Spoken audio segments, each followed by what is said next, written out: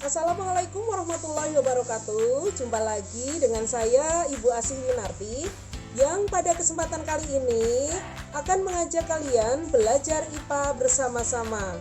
Kali ini kita akan belajar tentang sistem reproduksi pada manusia. Semangat ya. Masih bersama saya Ibu Asih. Kali ini kita akan belajar tentang pembelahan sel, kemudian organ reproduksi pada pria dan organ reproduksi pada wanita. Nah, kan disiapkan dulu buku siswa ya, kelas 9, kemudian buku catatan dan juga alat tulis. Sebelum dilanjutkan, saya ingin kalian mencatat dulu ya pertanyaannya, yaitu yang pertama, mengapa manusia berkembang biak? Yang kedua, mengapa sel mengalami pembelahan? Yang ketiga, apa perbedaan antara pembelahan sel secara mitosis dan meiosis? Yang keempat, apa saja organ penyusun reproduksi pria? Kemudian bagaimana sistem reproduksi wanita?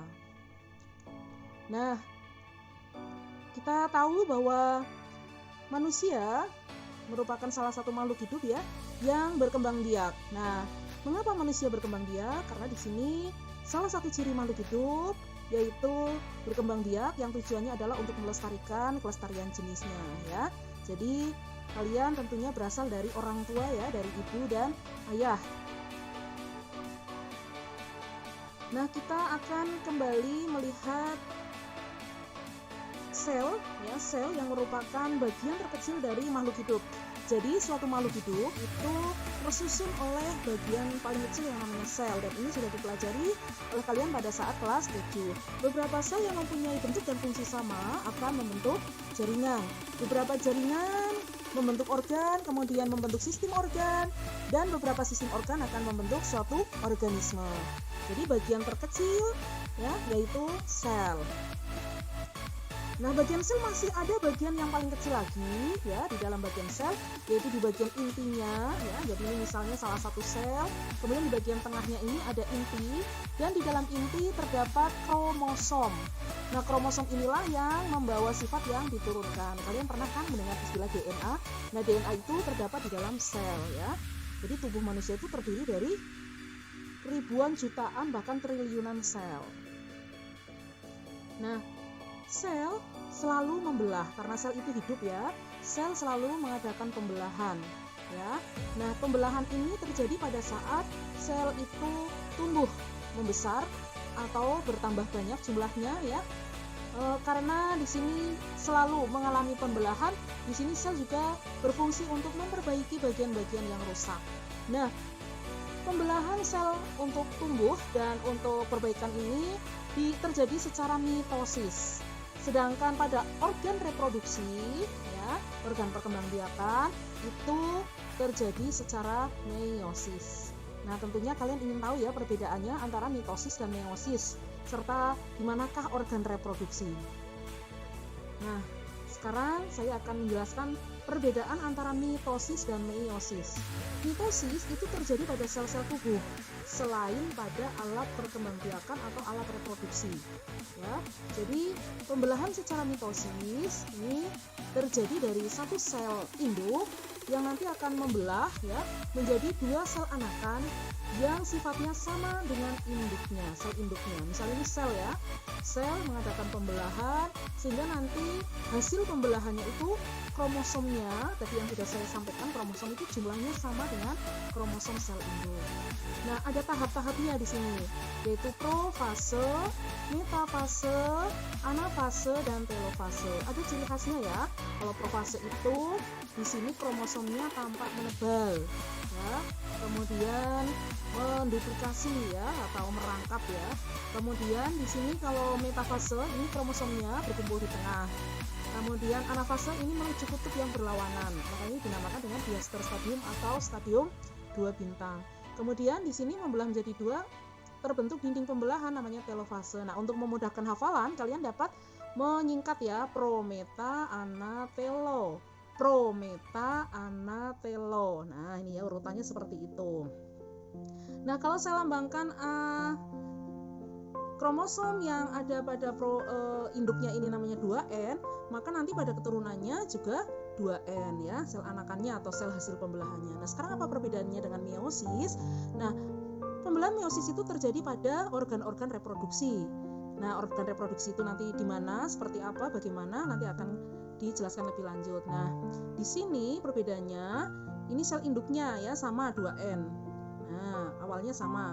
Kemudian dia membelahnya juga sama ya, ini ya, melalui tahap prometa, ana, telo. Tetapi di sini setelah tahap telofase tidak istirahat, membelah lagi langsung ya, secara langsung, yaitu profase 2, metafase 2, anafase 2 dan telofase 2, sehingga dihasilkan sel hasil pembelahan di sini atau sel anakan itu jumlah kromosomnya setengah dari sel induknya.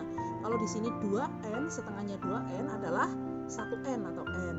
Kalau ini diploid, 2N itu diploid, kalau di sini berarti haploid. Nah, ya, jadi saya ulangi, kalau di sini 2N, maka sel anakannya atau sel hasil pembelahannya kromosomnya adalah N, setengahnya ya. Nah, kalau misalnya di sini kromosomnya jumlahnya 8, maka sel anakannya kromosomnya masing-masing setengah dari 8, yaitu 4. Nah, ini ya tadi ya. Jadi perbedaannya seperti ini. Kalau mitosis terjadi pada sel tubuh, dihasilkan kromosom yang jumlahnya sama dengan sel induknya pada sel anakan. Sedangkan pada pembelahan meiosis terjadi pada sel kelamin, ya, fungsinya untuk menghasilkan sel gamet atau sel telur kalau pada perempuan, kalau sel sperma pada laki-laki. Kemudian kromosom sel anak itu sama dengan setengahnya sel induk. Nah, jadi kalian sekarang tahu ya bahwa manusia itu awalnya hanya terbentuk dari satu sel dari ayah ya. Ini 2N ya tadi ya. Ini berasal dari ibu itu adalah N, ayah membawa N dengan N menjadi 2N. Jadi ini kromosom sel tubuh adalah 2N. Nah, peristiwa meiosis itu ada dua macam ya. Kalau pada wanita itu namanya oogenesis, sedangkan pada pria namanya spermatogenesis.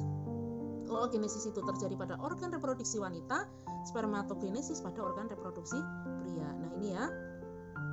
Di sini dari 2N menjadi N. Aslinya ini tadi kan menghasilkan 4, tetapi hanya satu yang tetap bertahan hidup. Tapi kalau pada pria ini dari 2N menjadi N, nih ya.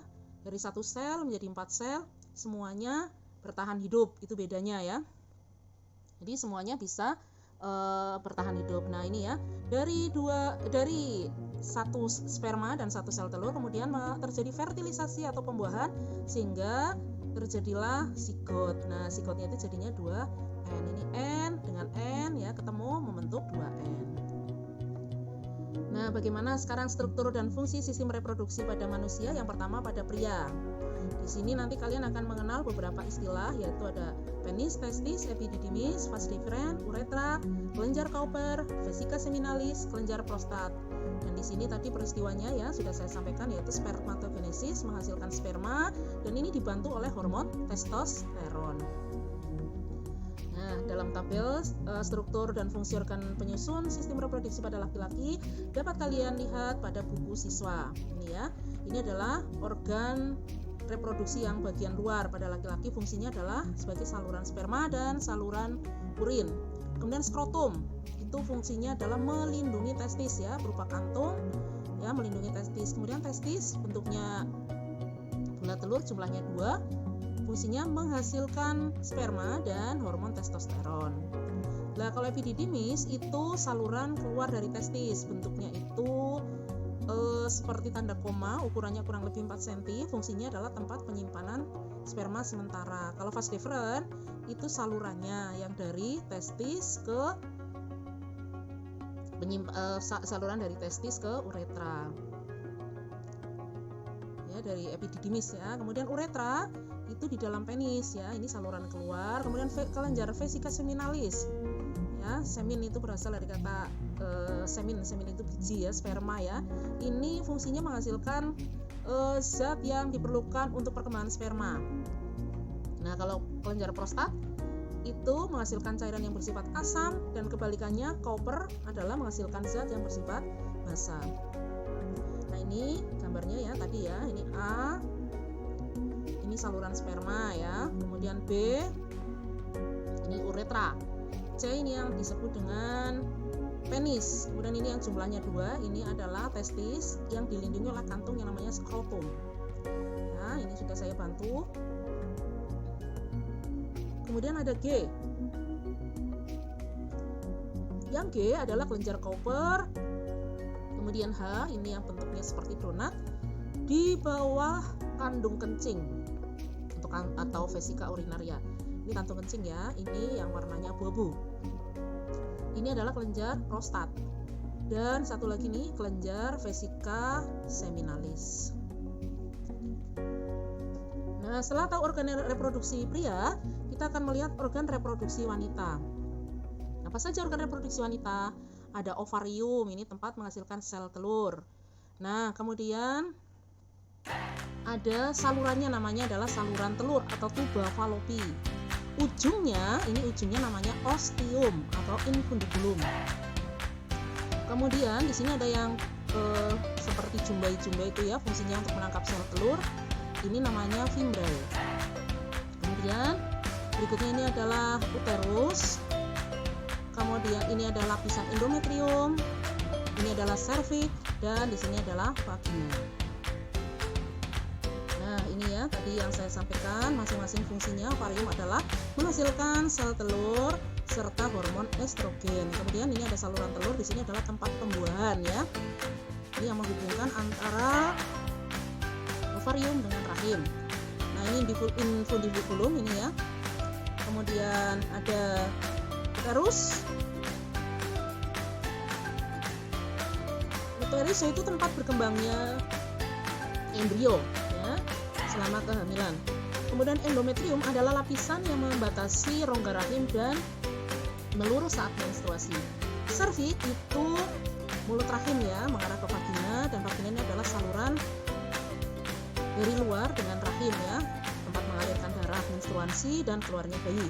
Kemudian tadi fimbrae ya, itu fungsinya adalah menangkap sel telur. Nah, di sini proses yang terjadi yaitu ada menstruasi, ada kehamilan, kemudian hormon yang berpengaruh yaitu estrogen dan progesteron. Nanti akan dijelaskan lebih lanjut pada pembahasan berikutnya. Jangan lupa dikerjakan tugasnya tadi ya, melengkapi gambar, dan ada beberapa pertanyaan, silakan dijawab, kemudian dikirim ke Google Classroom. Sekian dari saya, wassalamualaikum warahmatullahi wabarakatuh.